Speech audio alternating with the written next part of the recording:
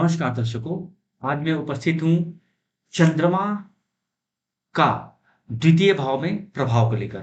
मतलब चंद्रमा द्वितीय भाव में होगा तो किसी जातक के जीवन पर कैसा प्रभाव डालेगा उसको लेकर हम चर्चा करने वाले हैं। क्योंकि अभी जो पूर्व में जो इसके पहले वीडियो मैंने बनाया था, तो चंद्रमा के प्रथम भाव के बारे में मैंने उसमें चर्चा की थी। तो आज उसी क्रम को आगे बढ़ाता हुआ चंद्रमा के सेकंड हाउस में प्रभाव को लेकर मैं उपस्थित हुआ हूँ।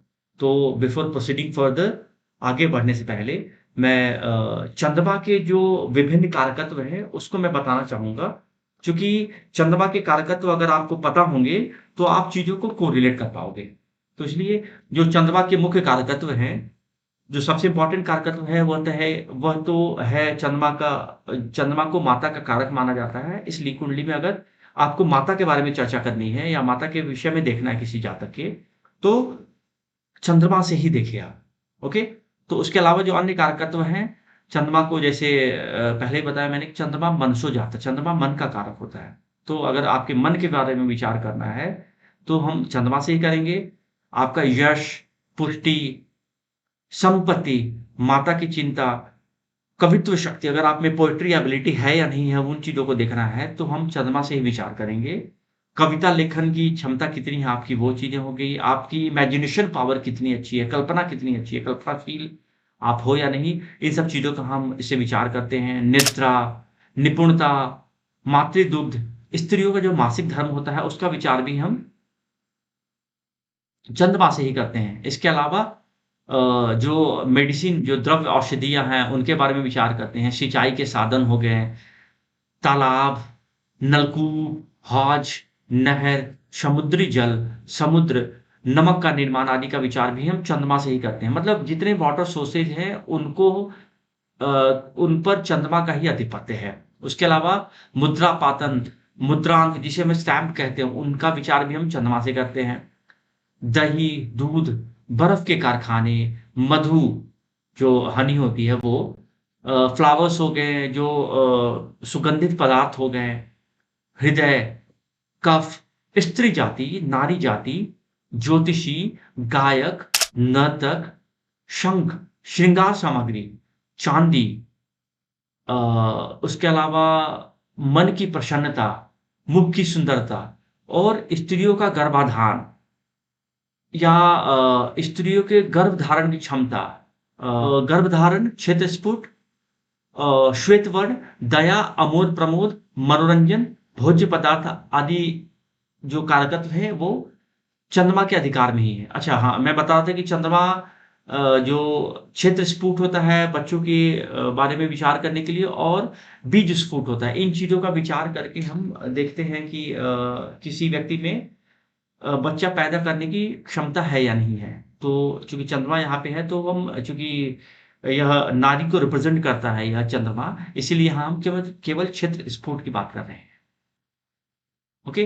तो अब हम चूँकि आज का जो हमारा विचार करना है हमें, सेकंड हाउस का विचार करना है, इसलिए एक बार जो सेकंड हाउस के जो विभिन्न कारकत्व हैं, जो सेकंड हाउस से जिन-जिन चीज़ों का हम विचार करते हैं, उसके बारे में मैं सरसरी तौर पे बता देता हूँ कि आप सेकंड हाउस से किन-किन चीज़ों का विचार करते हैं। तो सेकंड हाउस से जो सबसे पहले तो आपका जो धन के बारे में विचार करते हैं कि आपके पास संचय धन कितना होगा।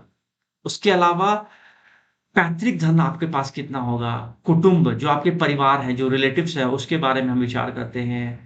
पशु, बंधन, जेल यात्रा, आँख, नाक, स्वर, सुंदरता, गायन, प्रेम, सुख भोग कितना आपकी कुंडली में है वो, संचित पूँजी हो गया आपका, क्रय-विक्रय और दलाली का भी हम विचार इससे ही करते हैं। भोजन, कलात्मक रुचि कितनी है आपकी, उसके बारे में भी हम विचार करते हैं। आपकी आदतें, इसके अलावा चूँकि हम सेकंड हाउस को मारक के तौर पे देखते हैं, सेकंड हाउस जो 7th होता है उसे हम मारक के भाव के रूप में देखते हैं। तो मृत्यु का कारण भी हम इसे देखते हैं, एक्सीडेंट हो गया। उसके अलावा निजत्व और रहस्यात्मकता का ज्ञान, ये हम सेकंड हाउस में, मतलब रहस्यात्मकता का मतलब हो गया कि एस्ट्रोलॉजी से रिलेटेड चीज़ें हम सेकंड हाउस से ही विचार करते हैं। तो इन सब चीज़ों का विचार अगर करना है तो आप सेकंड हाउस से ही आप देखोगे। अब अगर चंद्रमा सेकंड हाउस में होगा तो उसका प्रभाव क्या रहेगा, उन सब चीज़ों के बारे में हम देखते हैं कि जिस जातक के लग्न से द्वितीय भाव में चंद्रमा होता है, लग्न से द्वितीय भाव मतलब चंद्रमा अगर यहाँ पे बैठा होगा, तो वह ऐसा जातक बहुत धनवान होगा, प्रतापी होगा और थोड़ी ही प्राप्ति से संतोष करने वाला होगा। उसे 18 वर्ष की आयु में राजद्वार से सेनाधिपत्य का योग है। मतलब खासकर सिक्योरिटी गार्ड्स या इस टाइप की जो कुछ जॉब्स होते हैं उसमें अब चंद्रमा की स्थिति बहुत अच्छी रही उसमें तो आप ऊँचे पोस्ट पे भी आप उसमें जा सकते हो आप। तो इन सब चीज़ों का विचार करते हैं हम। अगर इसे इसको मैं कुंडली अगर बना के देखूँ मैं इसमें, तो अगर मेष लग्न की कुंडली मैं बना देता हूँ। एक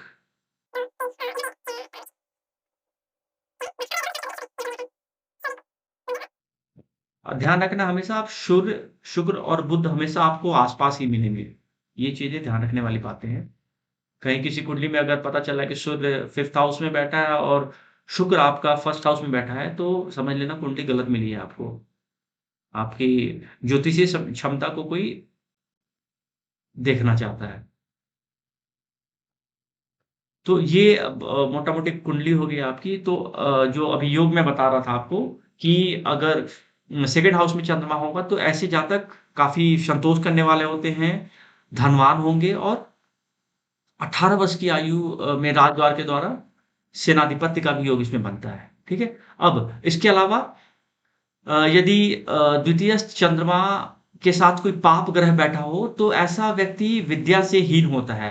मतलब द्वितीय चंद्रमा का मतलब ये हो गया कि अगर मान लो अ, इसको मैं मतलब इरेज़ कर देता हूँ।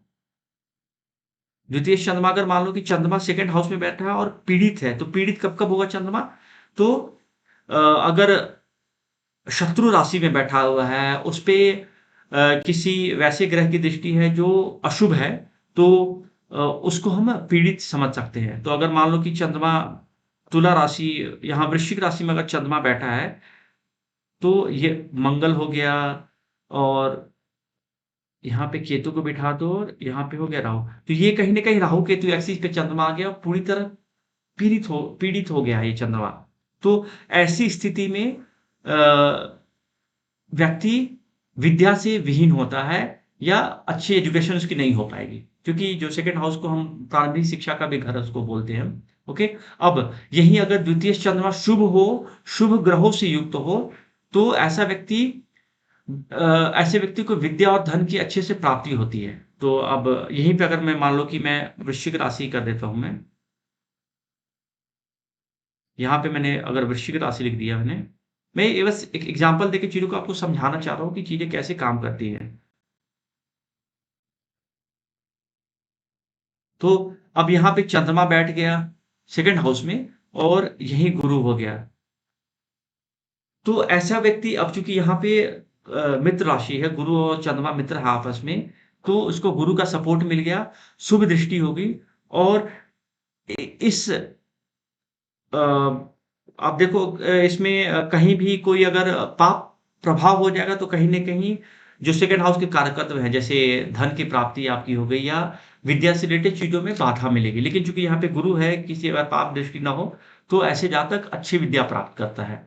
उसके अलावा अब यदि अकेला चंद्रमा पूर्ण चंद्रमा यानी कि पूर्णिमा के करीब का चंद्रमा मतलब चंद्रमा सेकंड हाउस में बैठा हो तो सूर्य कहीं न कहीं 7th हाउस में हो या फिर 8th हाउस में हो, तो ऐसा अगर ऐसे विराजमान है तो ऐसे जातकों को प्रचुर मात्रा में धन की प्राप्ति होती है और वह कई सारी विद्याओं में का एक्सपर्ट होता है, कई सारी विद्याओं का एक्सपर्ट होगा। उसको हम वैसे समझ सकते हैं कि अगर मैं एग्ज़ाम्पल लूँ एक मैं, तो चंद्रमा अगर मान लो यहाँ पे सिंह राशि हो गई, यहाँ पे कन्या राशि सॉरी यहाँ पे कन्या राशि, यहाँ चंद्रमा बैठा हुआ है आपका। अब सूर्य, बुध और शुक्र। अब यहाँ पे देखो ये पूर्ण चंद्रमा हो गया एक तरह से, क्योंकि जैसे ही 180 डिग्री एक्सिस पे सूरज और चंद्रमा आते हैं, तो वो पूर्णिमा का समय होता है। तो ऐसा जातक अनेक विद्याओं में पारंगत होगा और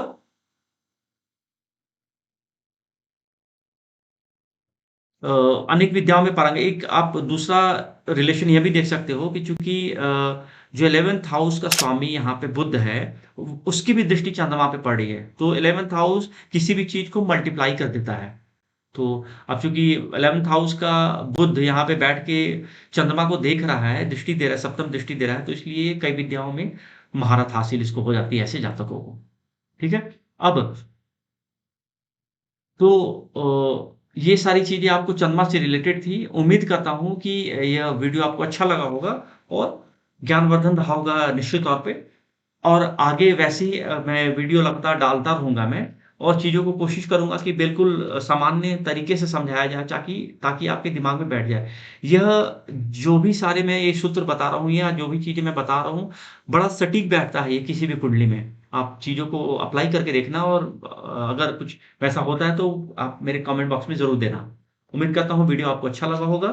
अगर अभी तक आपने चैनल को सब्सक्राइब नहीं किया है तो काइंडली सब्सक्राइब कर लें ताकि आपको नए-नए जो भी वीडियो होंगे, आपको मिलते रहेंगे। इतने समय तक इस वीडियो के साथ बने रहने के लिए, मेरे साथ बने रहने के लिए बहुत-बहुत धन्यवाद। नमस्कार।